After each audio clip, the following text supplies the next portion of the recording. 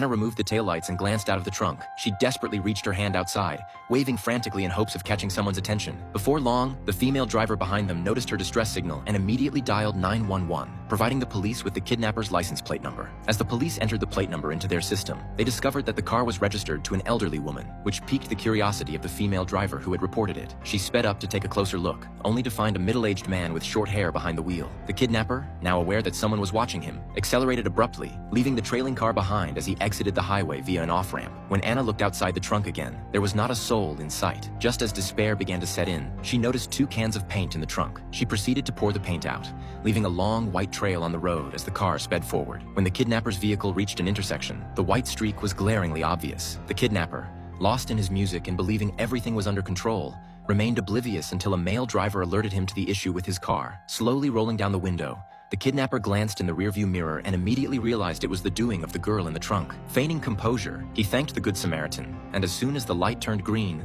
sped away from the scene. He drove to a secluded spot, intending to teach the girl a lesson. As Anna sensed the car coming to a stop, she grabbed a screwdriver. The moment the kidnapper opened the trunk, he snatched the tool away. He threatened Anna to keep quiet and reached for a bottle of sedatives from the passenger seat, planning to drug her once more. Just as he was about to make his move, a voice called out from behind. It was the male driver from earlier who had followed them out of concern. The kidnapper, realizing the situation, quickly pretended to be tidying up with the screwdriver and assured the man that he had everything under control, urging him not to worry. He knew that if the driver took just a few more steps, his scheme would be exposed. Seeing no apparent issues, the male driver returned to his car. Still uneasy, he took one last look and pulled out his phone, ready to call for help on the kidnapper's behalf. But at that very moment,